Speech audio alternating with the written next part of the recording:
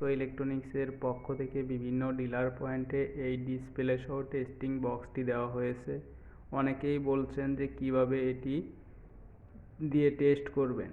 Test করার জন্য প্রথমে আমাদের একটি ফিলামেন্ট বাল্ব দেওয়া হয়েছে।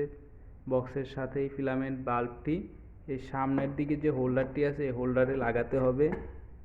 হোল্ডারে লাগানোর পর আমরা যদি এসি লাইট চেক করতে চাই সেক্ষেত্রে আমাদের এসি মোডে যে হোল্ডারটি আছে হোল্ডারে লাইটটি লাগাতে হবে। হোল্ডারে লাইটটি লাগানোর পর যদি আমরা সুইচ দেই সেক্ষেত্রে লাইটটি জ্বলে উঠবে।